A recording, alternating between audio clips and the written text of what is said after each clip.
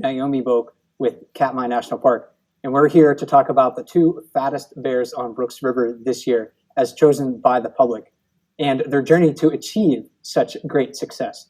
Naomi, great to speak with you, and happy Fat Bear Tuesday.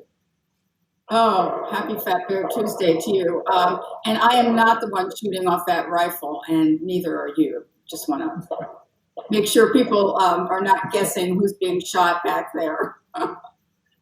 Yeah, so I apologize for that. I live in rural northern Maine, and one of my neighbors who lives probably about a quarter mile away is doing some target shooting. Unbeknownst to me, it started right before the broadcast. So if you hear that, don't be alarmed. It's kind of a normal part of rural life in this area. But yeah, it's Fat Bear Tuesday. It's a great day to celebrate bears and to celebrate their success overall.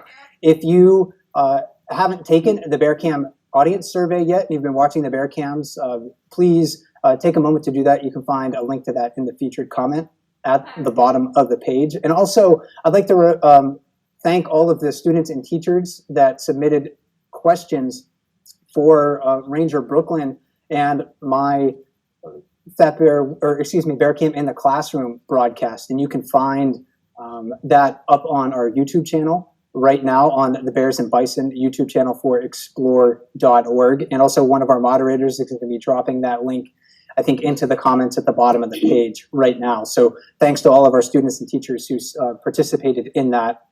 Brooklyn and I had a great time enjoying hosting that broadcast.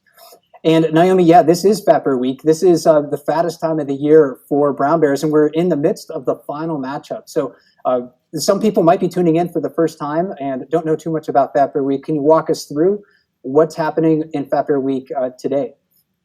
Well, sure. Fat Bear Week, first of all, is the best week of the year. That's it.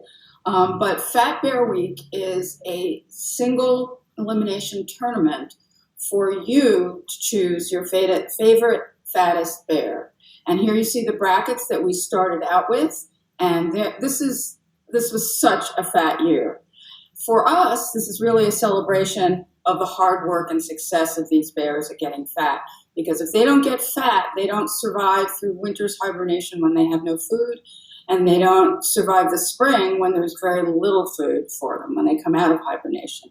So, and also it's a celebration of the healthy ecosystem that allows these bears to be so fat.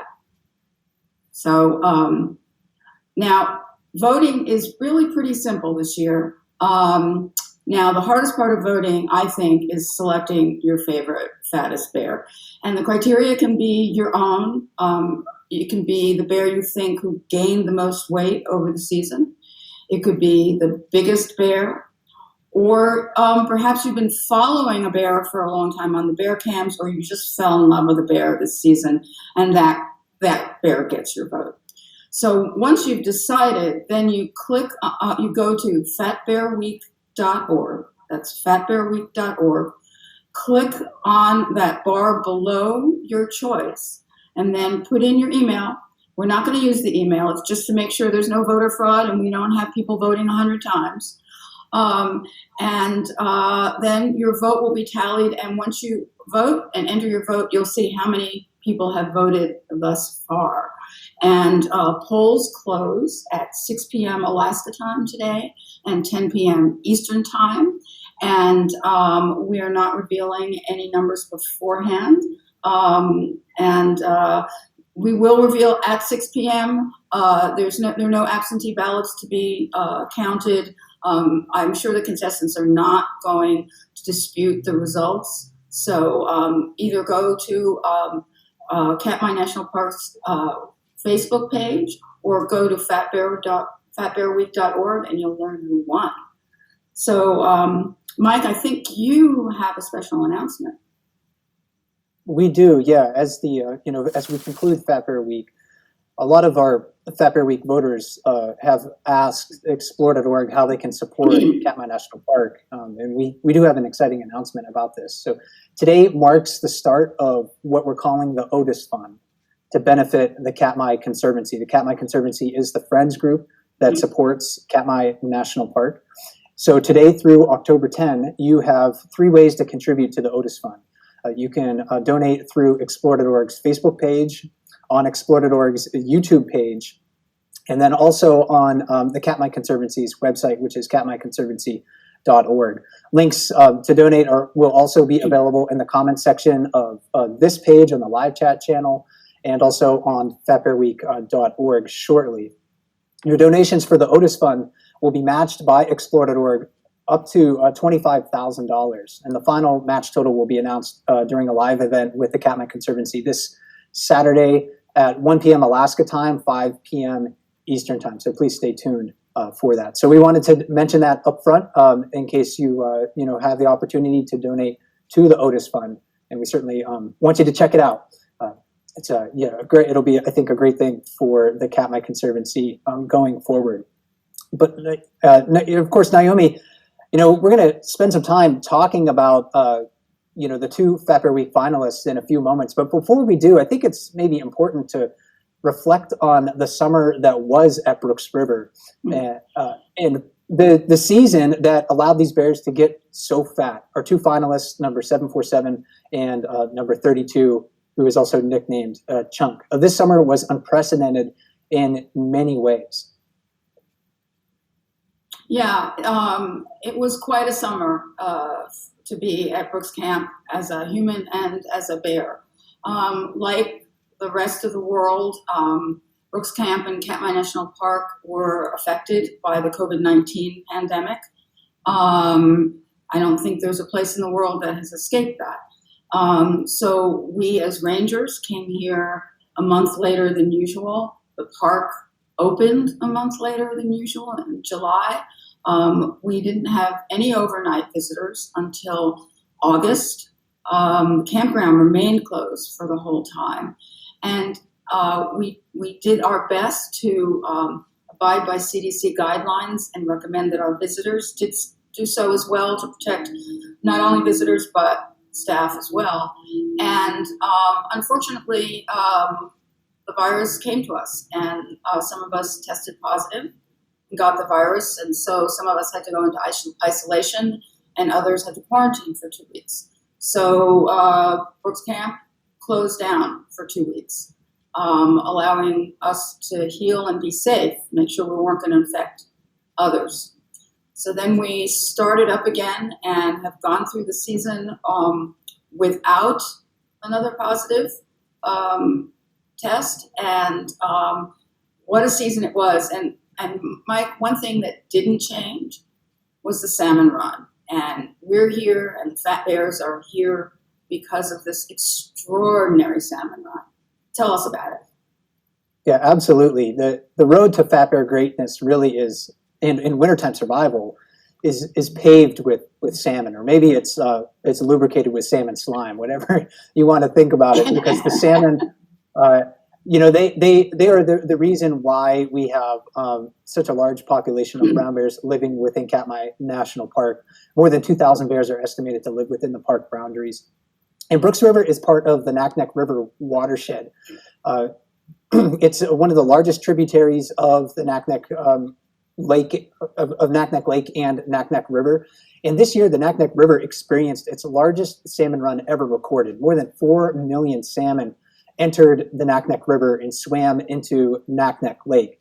They distributed throughout the watershed, but Brooks River receives a high percentage of those fish overall. For every 1 million fish that swims into Naknek River, probably about 200,000 of those enter Brooks River. So the Brooks River receives about 20% of the overall Naknek River escapement. So this year, that means probably about 800,000 salmon may have utilized Brooks River. So we had, instead of just like pulses of salmon, which we talked about in previous years, a trickle of salmon here, then a wave coming in.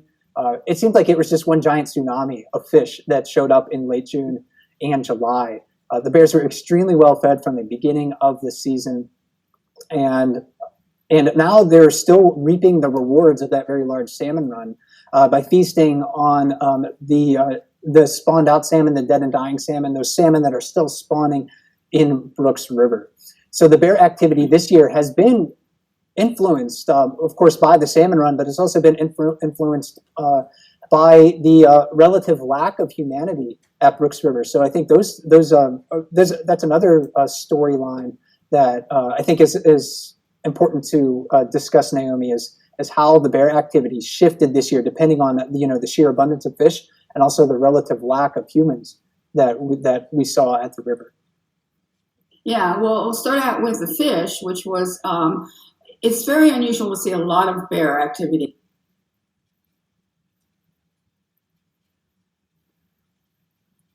Oh, it looks like maybe we lost Naomi there for a moment. Oh, there you are. Oh, am I back? Yeah, you're back. Yeah, please continue your thoughts there. Okay, so there were so many family groups in the river in July. The river at the falls was wall-to-wall salmon, and the fish were crowding each other out. Some got injured and ended up downstream. The bears were so sated, they were hydrating like mad, which means that they were only eating the fattiest parts of the fish. So there were salmon fillets floating downstream. So there were families hanging out, sows with cubs, subadults hanging out on the lower river like crazy, sleeping there. And we saw a lot of playfulness. We don't usually see bear families, sows with cubs, play with other bear families. But cubs were playing with cubs from other litters. Sometimes cubs were playing with subadults. It was really amazing. And the other thing, and one other reason that happened was because we had fewer people because of the pandemic. There were fewer people in the river.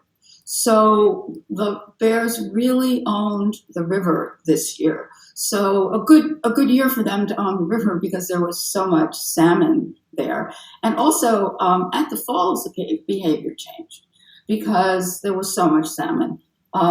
Normally in a season, we see some of the most dominant bears trying to shake up the bear hierarchy and move up the ladder or defend their spots on the hierarchy or defend their fishing spots. And we didn't really see fights this year. We saw a little yelling at each other, I want this fishing spot, you can't have it, a few displays of dominance, but there was so much salmon that there really was no need to waste energy on fighting. So it was really an amazing, amazing season to watch. But now I think we need to go back to today, which is the Fat Bear Week final vote. Mike? Yeah, the two fattest bears in the competition are left standing, number 32 Chunk and number 747. They both are large adult males. They both benefited greatly from the salmon run this year. The road to the Fat Bear Week finals, though, they had to sort of overcome, some pretty stiff competition in the river and also in this, sort of virtual event. 747, for example, got a bye to the second round in the tournament. There he defeated 812, a young adult male who might be quickly growing, but he needs, I think, a few more years before he can really compete with 747.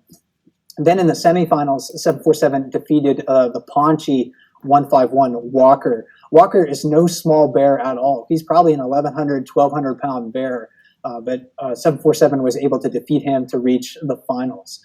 And 747 is one of the bears that I enjoy watching at Brooks River the most. He's a very dominant animal, and he's also very successful at fishing. And I'm going to admit this once again, Naomi. I said it before in our Fat Bear Week bracket reveal, but I really am sort of a partisan hack for 747 in Fat Bear Week and an unabashed supporter of his campaign. And I've been so for several years. He's one of the more dominant bears on the river, estimated to weigh more than 1,400 pounds. He's really, truly one of the largest bears on Earth and the most massive bear that I've ever seen in person. So you can't grow as big as 747 without being a really good angler and dominating access to the most productive fishing spots. Early in summer, that's what he was doing. He was at the falls practically every day fishing for salmon. He did take a break though in July away from fishing at Brooks Falls to actually to prioritize some other life tasks like courting this female bear number 482. So we saw him away from the falls for a period of time, but the amount of salmon in the lower river that you mentioned before allowed him to actually still continue to feed while he was pursuing that possible mating opportunity with number 482. Late in the summer, though, he returned to the river and the falls, and he's just pretty much been there ever since. We haven't seen him that much on the cameras recently, but he's done very well for himself this year. So again, you want to look at one of the largest bears on earth, watch the cameras, look for 747. He is a true titan of bears on the river. But he faces some really big competition today. Naomi, you and I both predicted that 747 would reach the finals, but we didn't predict actually who he would face. Can you tell us a little bit about his competition today, the aptly named Chunk? Yes, number 32, Chunk. He had a tough road to get to the finals. He is a big bear, no doubt about it.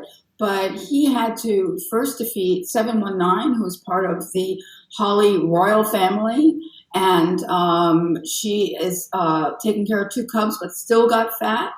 And Chunk beat her. Then Chunk faced off with the Queen of Corpulence herself, our reigning fat bear champion, Holly. Now, Holly got really fat. Look at the difference in her in late June and late September. But she had a very rambunctious cub to take care of and feed. So she didn't get quite as big as she was last year, but she is certainly a fan favorite, and it was tough to get by her. Then Chunk, if it wasn't hard enough to beat those 2, he had to face 128 Grazer. And we know on the river, no bear wants to face 128 Grazer. And in this competition, I don't think anyone wanted to face her either. Look at her, skinny mini, in late June, and look at her in September. That is a fat bear. And she had 2 cubs this year. So, that's quite an accomplishment. But then look at Chunk's belly. He is known to be a playful bear, even though he tried to vie for dominance last year in the hierarchy and kind of was put in his place. This year didn't have to do that, and all he had to do was eat. And he did get a chance to play some. So even with playing, look at that bulbous belly. He packed on the pounds to make it to the finals. I think Chunk deserves it after all those tough fights. Absolutely. And Chunk he's an interesting bear to watch because he does display some of those behaviors that you wouldn't really expect from a very large and potentially very dominant adult male brown bear, where he will be somewhat tolerant of other bears. He will occasionally play with other bears. They'll sometimes sit downstream in them and wait for them to release a bit of their catch so he can scavenge the leftovers. We don't often see that out of a bear like 747, for instance, or another one of Chunk's rivals on the river, number 856. So a very interesting bear to watch. I think both of these bears are well deserving to be in the final this year. I also want to reiterate, though, that their success really is years in the making. We see these bears as young animals on the river growing into these giants as adults. And when they're subadults, it's really kind of hard to predict whether they're going to be able to grow into such large animals. I think we're going to try to maybe bring up a couple of images if we have those here. Yeah, this is number 32 Chunk in 2007. The first year he was identified as an independent bear. This is him as a 2.5-year-old, believe it or not. So this is little Chunk right here. He got his nickname because he was always sort of pudgy. He's kept actually that sort of like pear or light bulb shape throughout his life. But this is an example of just how small these bears are in the first few years of their life. And then 747, yeah, same thing. This is 747 as a young subadult in 2004. And when I first saw both of these bears at Brooks River, I really had no idea that they would grow into the giants that they have today. But yeah, their success is years in the making. Their survival skills are paying off right now, and we can see that in the fat reserves that they have. They're really well positioned to survive the winter. This is a time of the year, however, where the bears' time remaining at Brooks River is rapidly dwindling. It's a season of change for them, and soon they'll put on their fat reserves to good use. One of the questions that we get often is, what will the bears do, the rest of the month, or where will they go when they depart Brooks River? And most of the bears are going to start to migrate away from Brooks River fairly soon. We are definitely going to have some great bear watching opportunities over the next few weeks on the bear cams. However, the peak of the salmon spawning activity in Brooks River is September, so there's going to be fewer and fewer salmon available for bears to scavenge going forward.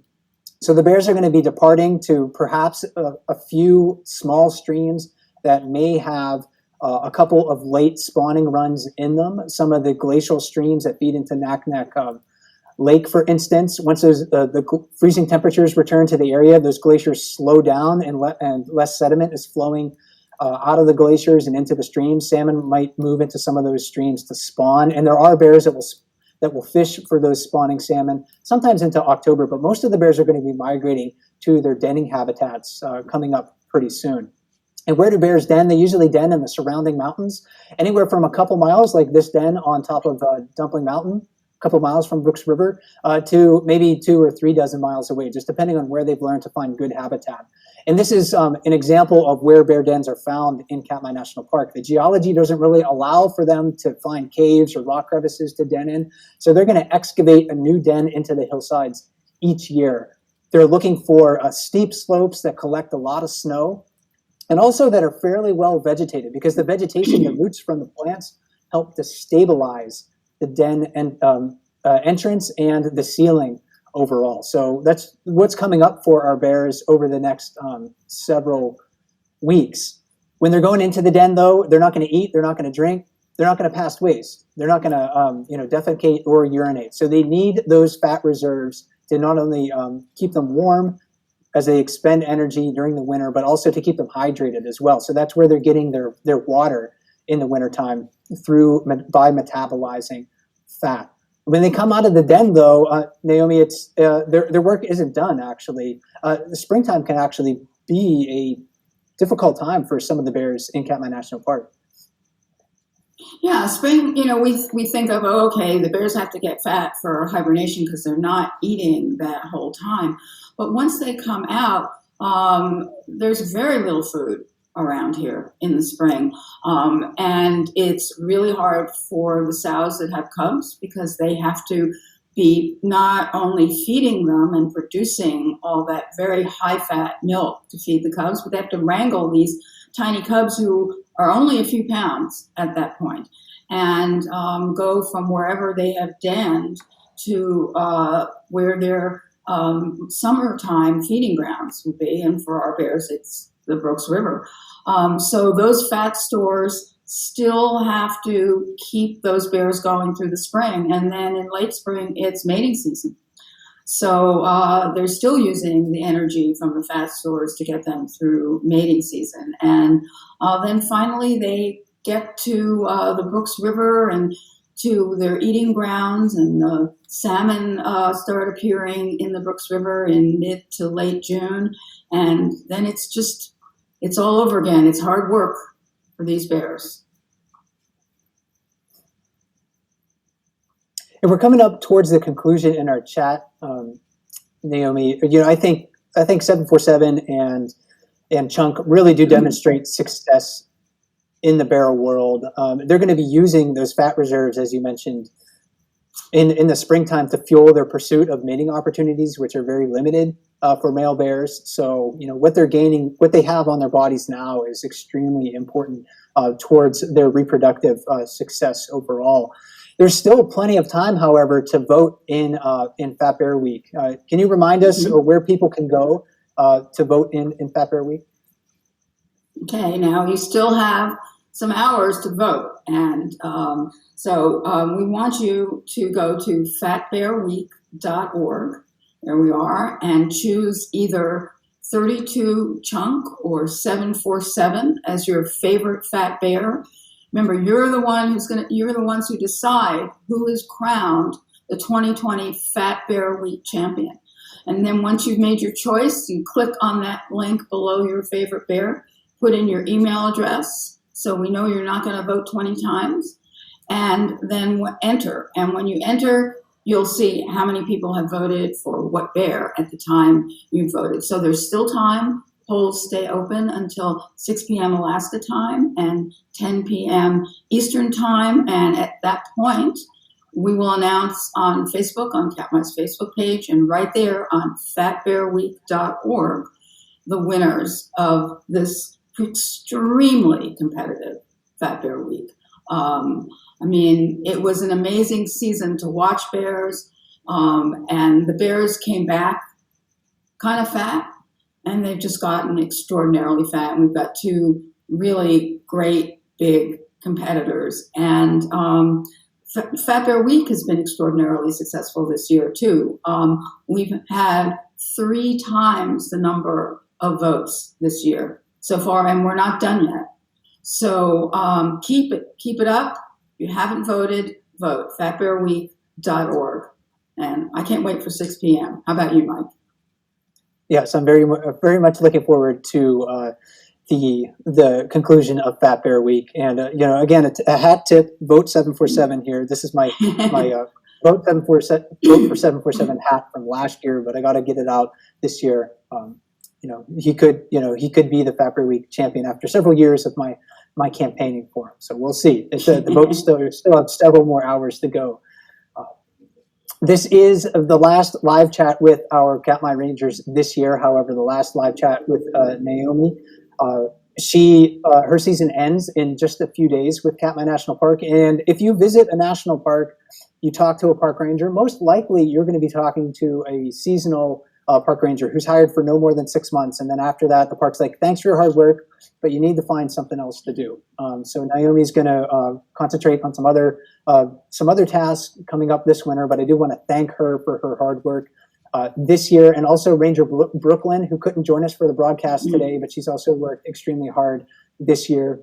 Both of those Rangers, both Naomi and Brooklyn, were key to the success of Fat Bear Week this year. If you've enjoyed the alliterative social media posts from Katmai National Park, this past week, they're the writers behind that. So, being very creative, much more so than I was when I tried to write those posts for Katmai National Park many years ago. So doing a great job with that. And both Brooklyn and Naomi also, experienced some personal sacrifice this year to make, Bear Camp a success overall. Brooklyn wasn't able to travel to Brooks Camp because of the pandemic and the lack of housing at Brooks River this year. And it's difficult to be a ranger for a park where, you're not physically at the park and you can't necessarily see that park. So, but she powered through it. She did a wonderful job working remotely. And then Naomi underwent 2 quarantine periods, two 14-day quarantine periods to survive a summer at Katmai. One during the beginning of the summer, so the park could make sure that she was COVID-free before she traveled out to Brooks Camp. And then later in the summer as well, she also underwent another 2-week quarantine period. So she powered through that, basically living in a small dorm room for a month during that time period. So again, I'd like to thank both of our Rangers for all their hard work this year. And yeah, thanks again, Naomi, for everything that you've done for Bear Camp this year. Oh, and thank you, Mike, and Explore, and the Katmai Conservancy, and all the cam ops that help us enjoy all of this. And it's a privilege to work at Brooks Camp. I have one of the best jobs in the world. I certainly have the best commute in the world. Walk 1.5 miles with bears. It doesn't get better than that. And it takes a village to do all this. And this is a pretty great village. So I love Fat Bear Week, and go out and support it, everyone. Absolutely. And check out the Otis Fund. The links are up on the web pages that I mentioned before. So Explore.org's Facebook page, Explore.org's YouTube channel, and in the featured comments down below the live camera feed. If you can't donate, we understand that.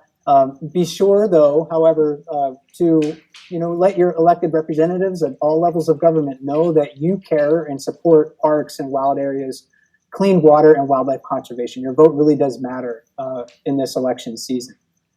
And as we move into the final hours of Fat Bear Week, we're provided with this opportunity to reflect on the summer that was at Katmai. The COVID-19 pandemic found its way to Katmai, underscoring that this remote national park is connected to the rest of the world.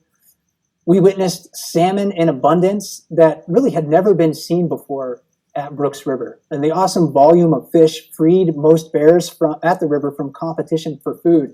They had the freedom to express behaviors that normally they wouldn't have the energy or the time for when food resources are more limited. And as winter approaches, we see success in bears like Chunk and 747.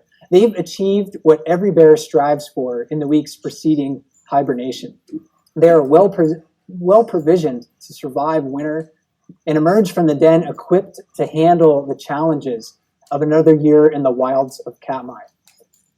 Happy Fat Bear Week to everyone. Thank you, Naomi, for joining me today and for your hard work. Thanks to the Explore.org staff for making these live chats possible. And I hope everyone is well and enjoy the rest of your Fat Bear Tuesday this year.